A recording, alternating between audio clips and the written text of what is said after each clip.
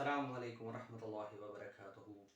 तो dear students, मैं Tufail sir फिर से एक बार एक नए वीडियो सीरीज़ के साथ आपके सामने पेश हूँ।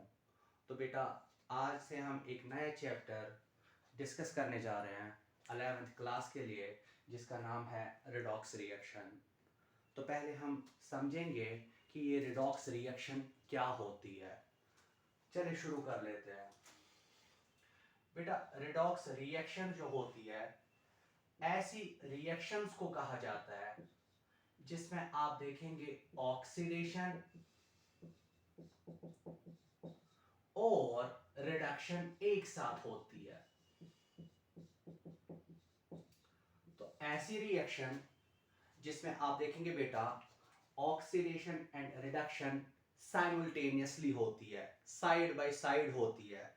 या आप ऐसे भी बेटा कह सकते हो, ऐसी रिएक्शन जिसमें एक स्पीशीज को ऑक्सीडेशन का फिनोमेना होगा और उसी टाइम पे दूसरी स्पीशीज को रिडक्शन हो जाएगी।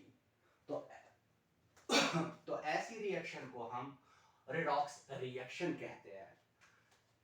तो अब क्वेश्चन है, अब हमें समझने की जरूरत है कि ये ऑक्सीडेशन क्या होता है और रिडक्शन क्या होता है।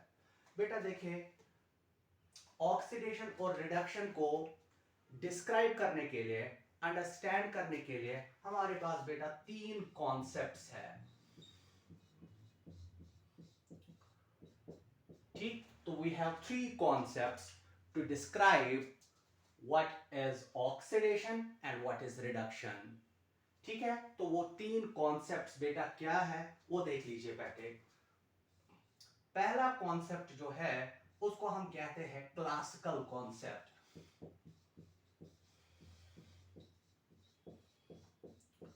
तो पहला कॉन्सेप्ट जिससे हम ये डिस्क्राइब कर सकते हैं कि ऑक्सीडेशन एंड रिडक्शन क्या है, तो उस कॉन्सेप्ट को कहा जाता है बेटा क्लासिकल कॉन्सेप्ट। दूसरा कॉन्सेप्ट जो हमारे पास बेटा है जिससे हम ऑक्सीडेशन एंड रिडक्शन को डिस्क्राइब कर सकते हैं, तो उसको कहा जाता है electron transfer concept. Electron transfer concept.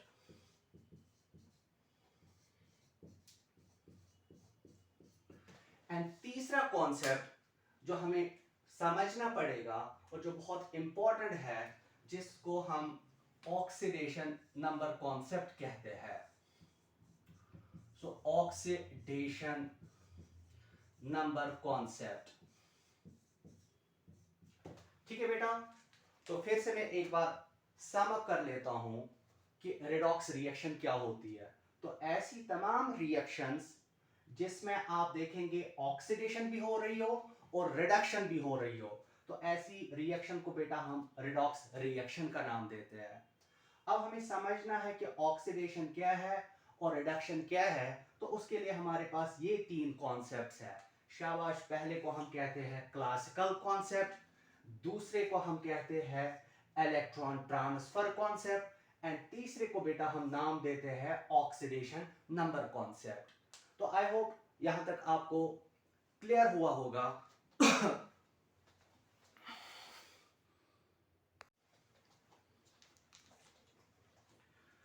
चलिए बेटा, अब हम पहले समझेंगे क्लासिकल कॉन्सेप्ट ऑक्सीडेशन का और रिडक्शन का।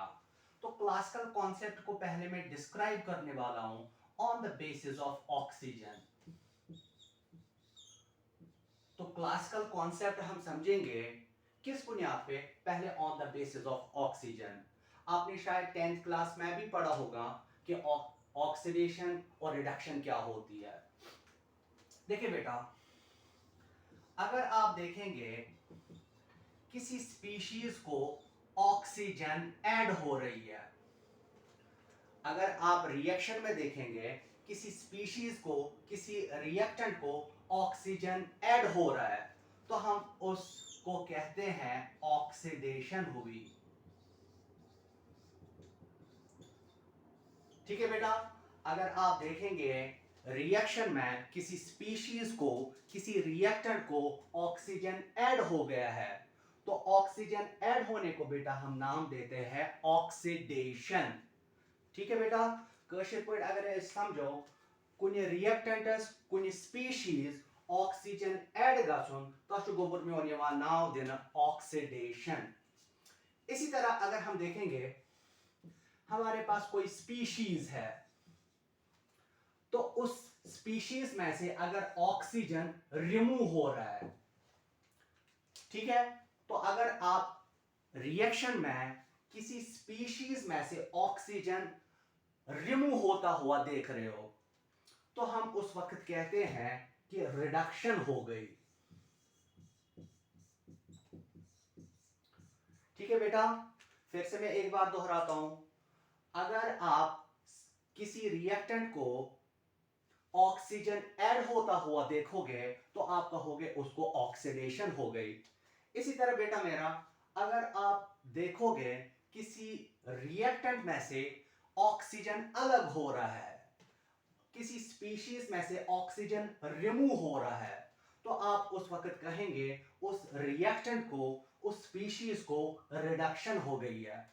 तो सिंपल वर्ड्स में ऑक्सीजन का ऐड होना दैट इज द ऑक्सीडेशन और ऑक्सीजन का बाहर आना रिमूव होना दैट्स कॉल्ड एज रिडक्शन।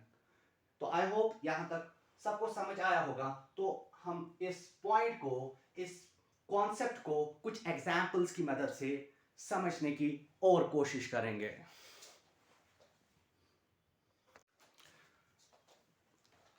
तो देख लीजिए बेटा, मैंने आपके सामने एक रिएक्शन लिखी है। इस रिएक्शन में अगर आप देखेंगे Al यानी कि एल्युमिनियम रिएक्ट करता है Fe2O3 यानी कि फेरिक ऑक्साइड के साथ। एल्युमिनियम रिएक्ट होता है फेरिक ऑक्साइड के साथ और बनाता है Al2O3 जिसको हम कहते हैं एल्युमिनियम ऑक्साइड, और साथ में हमें एक और चीज मिलती है दैट इज Fe यानी कि आयरन। सो एल्युमिनियम फेरिक ऑक्साइड के साथ रिएक्ट करके एल्युमिनियम ऑक्साइड एंड आयरन बनाता है। तो हमें अब इसमें देखना है किस स्पीशीज को ऑक्सीडेशन हो रही है और किस स्पीशीज को रिडक्शन हो रही है। बेटा मेरा नजर बराबर रखिए मेहरबानी करके। अगर आप बेटा मेरा यहां देखेंगे रिएक्टेंट साइड से एल्युमिनियम के साथ कोई और एलिमेंट प्रेजेंट नहीं है, लेकिन अगर आप यहां से बेटा मेरा देखेंगे प्रोडक्ट साइड से एल्युमिनियम के साथ ऑक्सीजन साथ आया है, तो इसका मतलब ये हो गया है कि एल्युमिनियम जब इसमें कन्वर्ट हो गया है तो इसको ऑक्सीजन ऐड हो गया है। एल्युमिनियम यहां फिर से देख लीजिए, एल्युमिनियम के साथ कोई और एलिमेंट प्रेजेंट नहीं है, लेकिन यहां से अगर आप देखेंगे यहां एल्युमिनियम के साथ ऑक्सीजन प्रेजेंट है, तो इसका मतलब हो गया कि एल्युमिनियम जब इस एल्युमिनियम ऑक्साइड में कन्वर्ट हो गया है तो इसको ऑक्सीजन ऐड हो गई है। तो एल्युमिनियम जब एल्युमिनियम ऑक्साइड में कन्वर्ट हो गया है तो इसमें ऑक्सीजन ऐड हो गया है। और अभी थोड़ी देर पहले मैंने आपको बताया कि ऑक्सीजन का ऐड होना that is called as oxidation. Okay, अब दूसरी बात देख लीजिए। अगर आप बेटा यहां देखेंगे फेरिक ऑक्साइड में आप देखते हो आयरन के साथ यहां ऑक्सीजन जुड़ा हुआ था। फेरिक ऑक्साइड में आयरन के साथ ऑक्सीजन यहां है, लेकिन अगर आप यहां प्रोडक्ट साइड से देखेंगे आयरन के साथ ऑक्सीजन नहीं जुड़ा है। तो ये कब पॉसिबल है? ये उसी वक्त पॉसिबल है बेटा जब आयरन में से ऑक्सीजन रिमूव हो गया है। तो हम कह सकते हैं फेरिक ऑक्साइड में से ऑक्सीजन रिमूव हो गया है जिसकी वजह से वो कन्वर्ट आयरन में हो गया है। So it is removal of oxygen, and removal of oxygen को हम बेटा मेरा कहते हैं रिडक्शन। तो आपने अब यहां देखा कि इस रिएक्शन में एल्युमिनियम को ऑक्सीजन ऐड हो रहा है यानी कि उसकी ऑक्सीडेशन हुई है। इसी तरह फेरिक ऑक्साइड में से ऑक्सीजन रिमूव हो गया है यानी कि उसकी रिडक्शन हो गई है।